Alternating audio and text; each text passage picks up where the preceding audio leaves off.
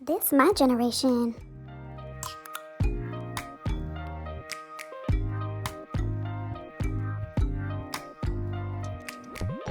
First impression, UOPN. Welcome to part 3. UOPN. Hi world, it's Jengwin. So, in part 1, you saw me make my DIY faux wallpaper creation as well as some upgraded plant pot designs made out of hot glue. I also shared some quick last minute hacks that I used to paint my walls and hang things to get the job done, and some nice Amazon finds. Anticlimactic. I upholstered some furniture and shared a sneak peek of this beautiful lamp that I'm making in today's video. But let's be real, I am most excited to show you, wait for it, how to turn a boob into a chandelier. What? Do you have any boobs in your house? Well, I've got you girls. This is what I mean by turning your boobs into chandeliers. There's the boob. Goodbye, boob. I will be turning that boob into this. Request my chariot, Get out of here, boob. These chandeliers, I looked everywhere online and I couldn't find anything less than $200. Most of these are like $300, $400, even $600 for these chandeliers, and all it is a wooden bead. So why would I not buy a bag of beads this size on Amazon for $12 to make it for myself? And I was able to make 2 chandeliers out of it. There's still left over. I just cannot fathom spending hundreds of dollars on a chandelier that I can make myself. I used some fishing wire and I kind of separated my fingers and wrapped it around 4 or 5 times so that you've got a few strands there. Tied it in a little knot. Some of this work is tedious, but it is so worth it in the end. Little ties at the end, and then, you know, I want it about that long and you want to give yourself some extra room for any mistakes, and then you just string your beads. Go ahead and separate all your beads before you start because it makes your life a lot easier.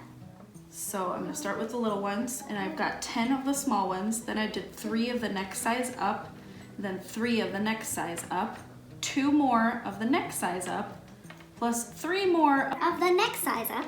and then 6 large ones at the top. And that gave me the exact look and length I was going for. I just put some tape at the ends here to secure it so that my beads are not rolling off. Now for the fun part. First, you gotta get all of these little bow ties in. I'm gonna glue this to the bowl, and then you're gonna glue this part. So the reason I left the string long at the end is so that you can give yourself some room to let the beads hang so that you can fit this twisty thing around those beads. Does that make sense? Just grab a pencil. Oh, I can use chalk. Or like a dry erase marker, or in this case, I have some chalk. And I'm just marking all around. Straight across is where I'm gonna want the other strand, and then right down the middle. That gives me 1, 2, 3, 4, my 4 cross strands. Then we're gonna have 5, 6, 7, 8, so that it comes out even. A good dab of glue and hold it flush against until it's secure. I'm just gonna keep that tape on there in case it were to fall off. Repeat.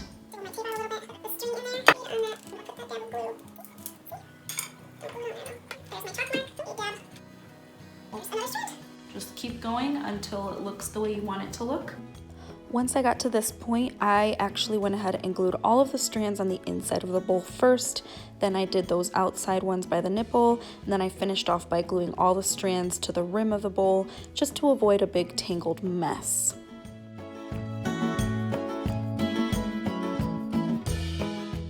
Then of course I cleaned it up a bit and secured it with a little bit more glue and cut off those extra strings sticking out to make it look nice and neat. Then of course I finished off my second fixture. And voila!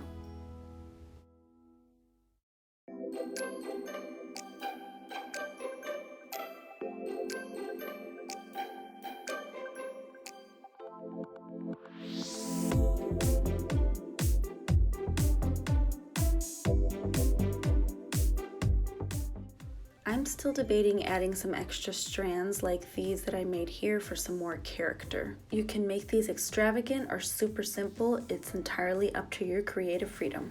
What a difference. Now, I was gonna make a macrame wall hanger because I've made macrame in the past and it's really therapeutic and it's just fun. So I was gonna show you how to make a giant wall hanging, but I was like, I'm just seeing a lot of that everywhere. It's like trendy, it's a simple and aesthetic looking design, but little Jenny here, the more I thought about it, that's just the thing to do. And I wanna go just a little step farther than that. So what did I do? I broke my butt and I made a disaster in my house, and I kind of came up with the idea in my head. Honestly, I had this wooden frame from a canvas that I bought for another project at my work, and I was like, oh, I'm gonna use this and I'm gonna hammer some nails into it. And then I'm gonna loop some string through it, and then I'm gonna weave some yarns through it, and then I looked up. There always is a tutorial on YouTube. And it's been being done for years. I just had no idea really what weaving was, or that that's how you make beautiful pillows like these. I'm like, this is weaving. I had no idea. But I was like, your girl's gonna figure out how to weave. I'm just gonna kind of show you the basics of how I created this wall art. Here is my Jenny tip for saving mucho dinero. Before I head to any store for crafts, I take a trip to my local thrift shop. Every string and yarn that you see in this, besides this new black one that I needed, and these needles and some dowels, everything else was from a thrift store, and almost everything costed 50 cents to $1. I also used some measuring tape, scissors, a hammer, lots of small nails. I used trim nails, a long thin piece of cardboard, and a wide tooth comb. I couldn't find mine, so I used a brush. This is very important to find string that is not stretchy. And of course, your strings and yarns of choice.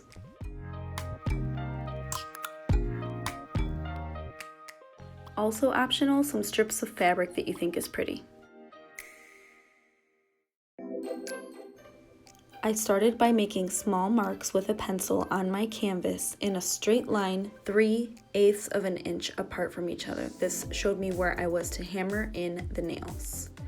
This string is not stretchy. It is key to loop every other nail so that this is your base of your weaving project. You don't want it to be stretchy because you don't want your project to warp. As you can see here, I'm using that strip of cardboard to weave through every other string and pull it to the end to help make the weaving easier. Once you start weaving your strings, the wide tooth comb, or brush in this case, is what you use to keep all the strings tightly close together, and you just start looping your strings in the order and color that you desire. Every other string that yarn needle just helps the weaving process to go quicker because it's easier to control. And then as you see here, if you have a stretchy string at all, or you are not careful, or you pull these yarns too tight, your project is going to start warping towards the center. So this is something that I hadn't seen in other videos, but I started nailing little nails throughout the project to avoid my project from warping and bending towards the center. It seemed to really keep things straight and helped me a lot. And then as you weave your yarns and your strings, just keep these strings hanging off the end. You can always tuck them in later. So as you see here, you can do any design you want with your yarn. And right here, I was using a dowel to loop the strings over and around it to create this little bump texture. I made sure to keep using that brush to keep these lines really straight, but it is kind of complicated, and the video that I used to help guide me through this weaving process, I will link it down below. I actually found something helpful on Lone Fox's YouTube channel. It is definitely more detailed with a lot of the techniques that I used, but I did hang this on the wall with a branch that I found from my backyard, and I looped some extra black strings on the sides and through the bottom of this just to give it some more character, and then I cut it into an angled design. And then I'm just throwing some plants here for the sake of the video, but this side of the room is definitely not done. I just wanted to show you this little weaving project that I made by hand.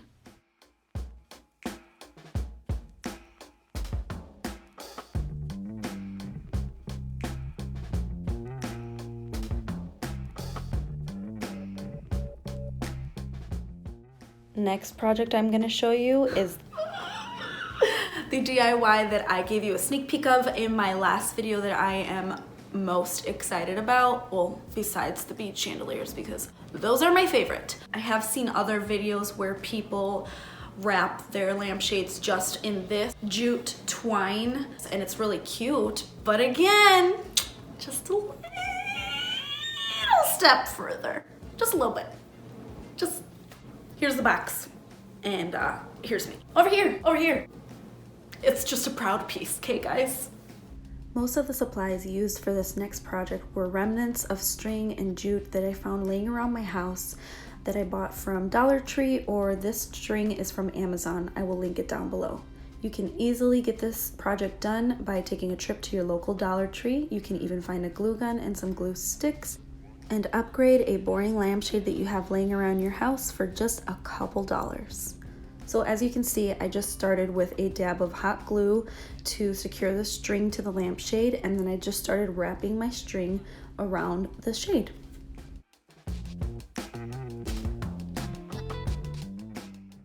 Every few turns I would put another dab of glue just to keep the string nice and secure to the shade without moving around, but you don't want to secure the string and wrap it too tight, because then your lampshade will start warping and bending. And then I'm sorry for this terrible camera angle. I didn't realize that the shot was cutting it off, but I started twisting string with this rope that I had because I was kind of bored of just the twine wrapped around the lampshade, and I decided to make it work. So I would take string on one side and the rope on the other side, and then wrap it around each other, kind of like you're braiding, and then keep wrapping and doing that same process over and over.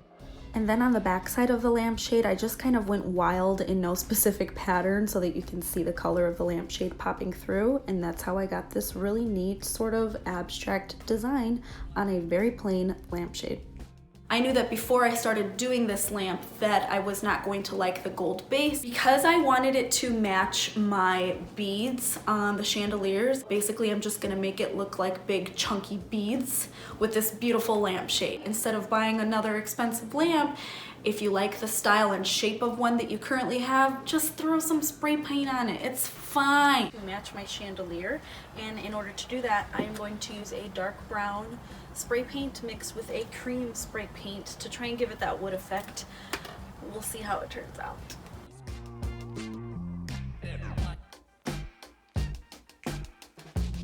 I'm just kind of guessing here on how to kind of make it look. Oh, why isn't this one coming out? Why isn't this coming out? The heck? Abort mission. Does this make sense? Like the lines, like that's in wood. So you just kind of gotta experiment until you like it. Okay. Okay, I like that. I'm gonna keep doing it. Okay, I think for right now, I am okay with this look. There's some parts I might touch up later. Okay, so this side kind of looks a little more wooden beady to me. There we go.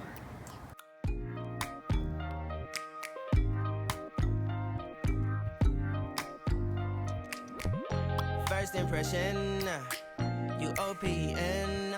We should be closer than friends. If you OPN, engaging you's on my agenda. Request my chariot to get ya. The door's OPN. Take that hot road and hop in. You could just, here's the backs, here's you, here's the backs, here's us. My next video, I'm going to be showing you some amazing thrift store finds. I almost freaked out. I have one more video in this series. This is part 3. I hope you enjoyed it. Please stick around for part 4, where it all comes together. I don't want to get emotional here, but it was really ugly down there for like a really long time. I'm hoping that you are enjoying these videos because your support is motivating me and I'm done talking about this, okay? Thank you so much for watching. If you like this video, subscribe if you want to. Give it a thumbs up because it really helps me. Leave a comment about your favorite part in the room so far. I don't know. That's a wrap. Cold as ice and Coca-Cola. I open up.